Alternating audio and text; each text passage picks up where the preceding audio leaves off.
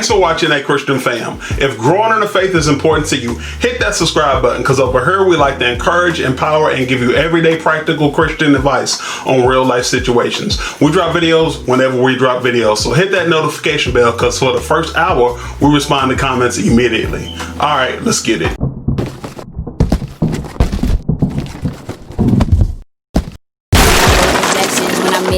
Battle, I know warfare is real when I ain't. All right, so we're gonna start you off on the hot seat. Is there such thing as the one? I think there's like a top 10%.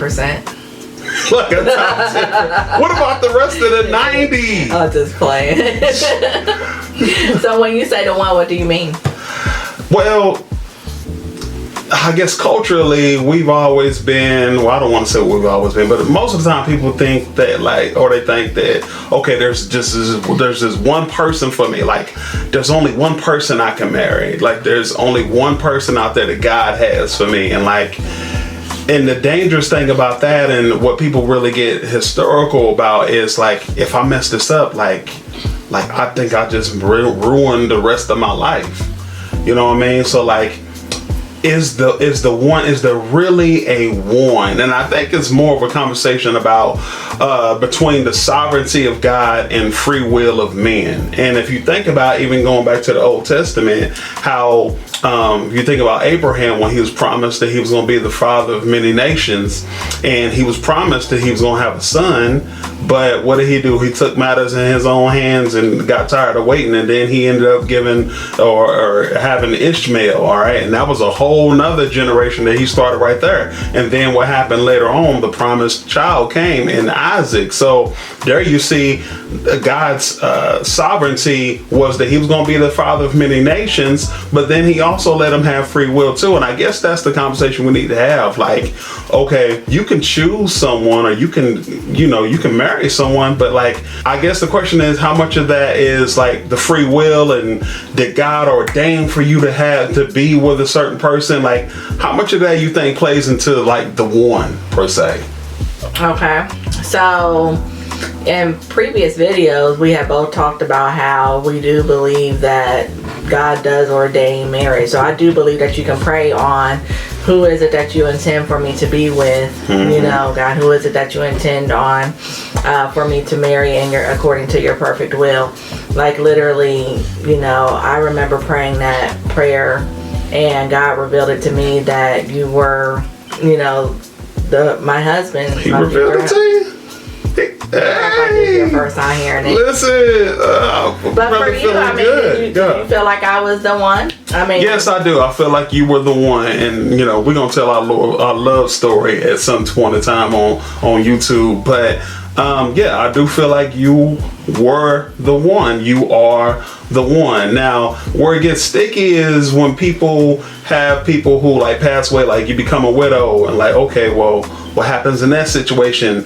Did I just lose my one forever, or is there another one out there? And that's when I think we need to really be careful to say, okay, God has one specific person designed for you for the rest of your life, because we all know everything doesn't end in a storybook ending. You don't both perish at the same time. You don't both go to the Lord at the same time, right? So, okay, so, you know, I think, you know, the conversation I think that we want to have is, where do you think we need to go with this? I don't know. I'm just kind of smiling because the Cosby Show episode that we recently looked at, where Claire was like, so how long are you going to wait before you remarry if something happens? Oh, gosh. That's that torture right there. I mean, that's crazy. I mean, just like, brothers don't fall for that trap.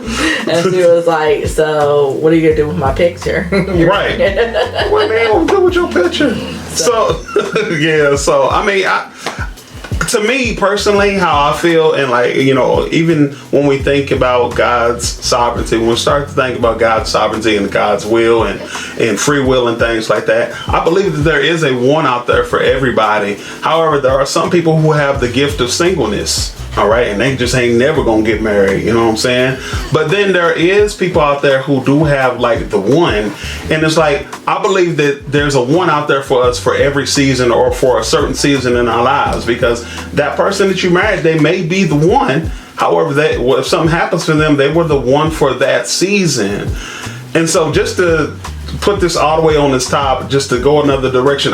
We need to have another conversation about exactly what does the one mean. Like you kind of asked me from the beginning, like let's flip it on its head. Like what is the one? Like by modern definitions, how people think about the one, I think a lot of people think that the one has to be like the perfect match for them. Like they never argue, you know, they never disagree. They're so alike. They finish each other's sentences all the time. And I think that that's a very superficial way to look at the one. You know, if we think about the one, when I think about you and me, I think about oftentimes how we may disagree. And guess what? We disagreeing because you're telling me something that I really don't want to hear, but it's really helping me. All right. And so I think that, and I think that's one of the things we need to look for. Someone who is actually going to be in addition to your life, not complete you, but be in addition to your life. You know what I mean? So yeah, someone who will compliment you, I would say. You know, you compliment each other. Yeah. It may not be the person that, or they may not have the characteristics that you initially thought that you wanted all the time. Because, you know, I'm hearing two different things. Like one, I think you can have the one that God intended for you to be with, and that he will direct you to that person who will help you to fulfill your purpose and that you can do ministry with and life with, you know, to glorify him.